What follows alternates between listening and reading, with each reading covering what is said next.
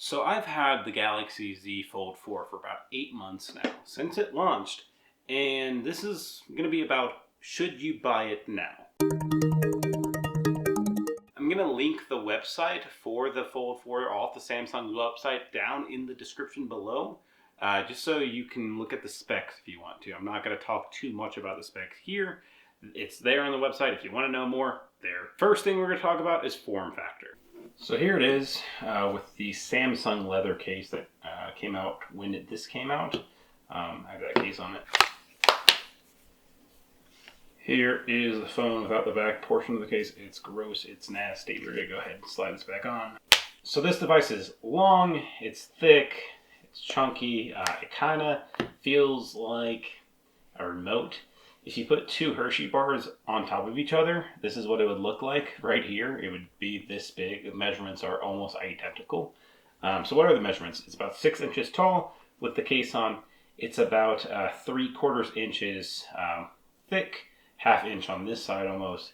And yeah, it's 2.5 inches wide, 2 and like 3/4 or some shit.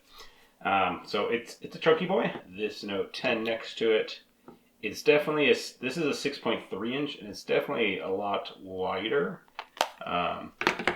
Just go ahead and drop that right there. Like it's a decent bit wider. Here's the original iPhone. Actually, not the original. This is the second gen.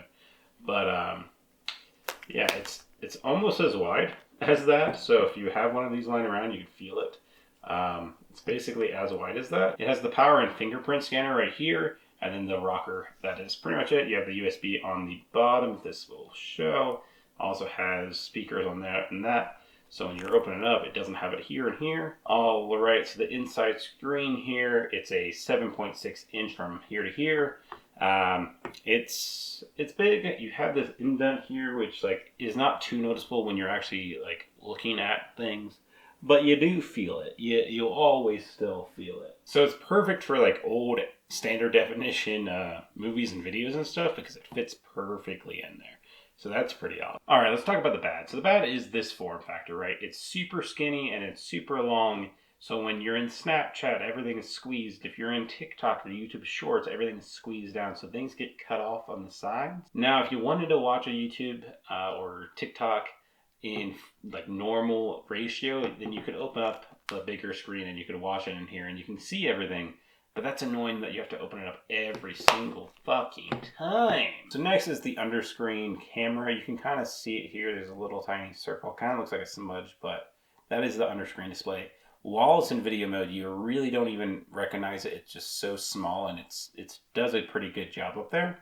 But when you put it into the actual mode to watch it, it's a shitty camera. Like it's bad quality. Look at this. It's just not great. I'll go ahead and switch it over to the external one so you can see the difference in quality here. So here's the difference in quality. Hopefully you can see it from that to this. But yeah, it's just not good. It's also really annoying because this is how you want to have like video calls. You might want to have it like propped up, or if you have it in full screen, you want to have video calls on the big screen so you have bigger faces. When you have it on the tiny one, it doesn't work as well. Like it's tinier, right? And so it just sucks that the camera itself is under the screen and it's not its own entity, or just they just aren't as good as it should be. It isn't as good as it should be, and it's just like it's lacking. It's lacking. The next one is the third-party cases. There's just not many out there. This does a really poor job at protecting here. There's better ones that do protect the spine, but you still have little edges that you just don't have protection on. And having a phone that's not protected that costs this much is really frustrating. These cases, again, even if you find a case that you might like, there's not many of them. It just doesn't have the support that the normal phones have. Talking about expense, this is expensive. The other folding devices are also expensive. With the trade-in value, it's almost double what I could have got the S22 Ultra when I was purchasing this. Now the S23 Ultra is out, and that phone is expensive. It really is, but it's not this expensive, not folding expensive. That doesn't really matter after you bought it. But what does matter is battery. And what this battery is bad. I'll put the actual number here, but the number doesn't really matter if the phone can utilize it. The problem is this phone takes forever to charge up. It's 25 watt fast charging. It should be 65 watt, right? You should be able to charge this phone in 30 minutes. That's when you get to that level, who cares about the battery? but it's slow fast charging and the battery doesn't last. I constantly charge this shit. It is one of the most annoying shits about the phone is the battery life. So the last bad thing about this phone is when you slide it down, it should completely open. But mine doesn't anymore. This just started to happen about a month ago. But this, like, I can push it down.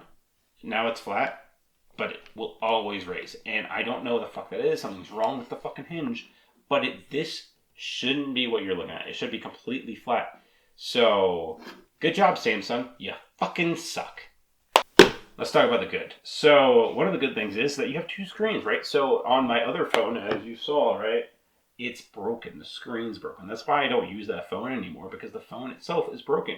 So, if this screen breaks, you can still make phone calls, you can still text on the internal, and vice versa, right? So, that's a cool thing about having two screens on one device is that if it breaks, you can still use the device until it gets repaired. So the big screen is nice, right? This is what you buy it for. So reading a book like this front page, you can go ahead and read it. This is actually a picture of a book, but if you go get your Kindle books on here. So reading things like manga is really cool because it's a full big screen. So that's pretty awesome that it's here.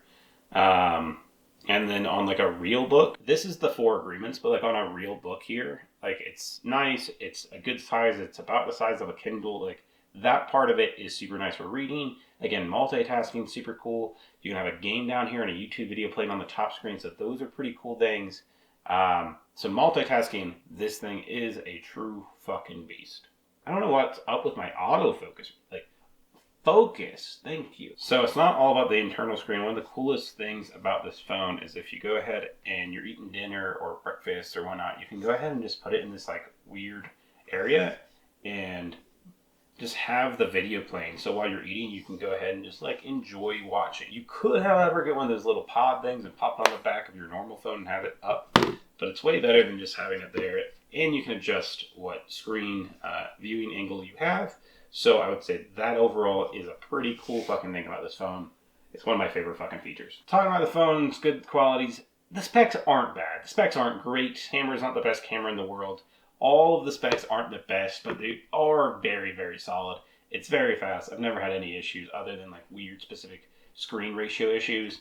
But it's a snappy, you won't complain about the performance on this device. So the camera and filming of this phone is actually pretty good. It's not as good as the S22. It's not as good as the S23 Ultra, but it's pretty fucking snazzy. And one of the coolest features of this phone are like its camera features, right? So one super cool thing is when you have it on like video, right?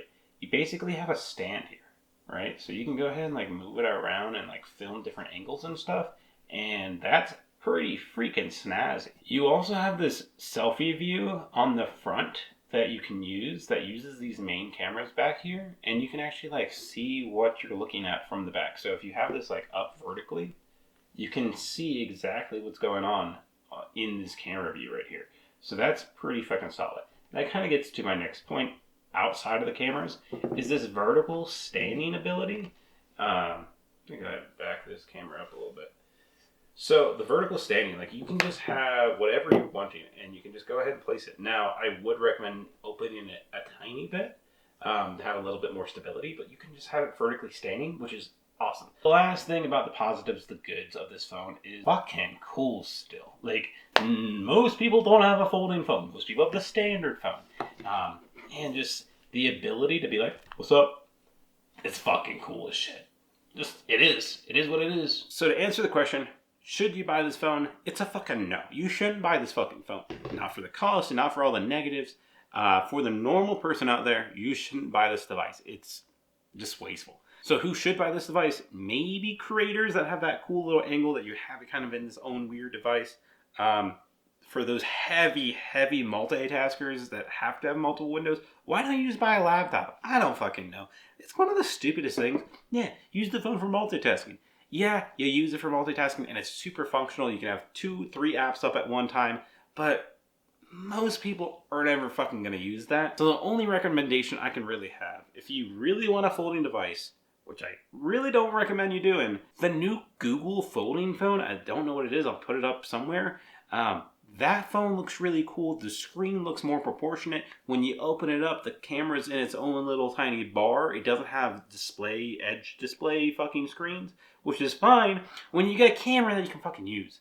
It's also in a better form factor. So it also squishes it down so it's equal and it doesn't have that weird little wedge. Like, that is wedge. It's fucking weird. So, yeah. I wouldn't recommend this phone for anybody. I wouldn't recommend folding phones for anybody. But if you're going to get one, that Google one looks pretty cool. So after 8 months, thanks for watching. It was a lot of hard work putting it in, just using this phone every day. It's still enjoyable. It's still a Samsung. It's still an Android. It still has those good qualities. It's still a high-level phone. It costs a lot, and it feels like it costs a lot, and it acts like it costs a lot. But there are different things that I wouldn't recommend this. But I hope you have a wonderful day. I hope you spread love, peace, and hope. And you just look so goddamn beautiful. I love you in my soul.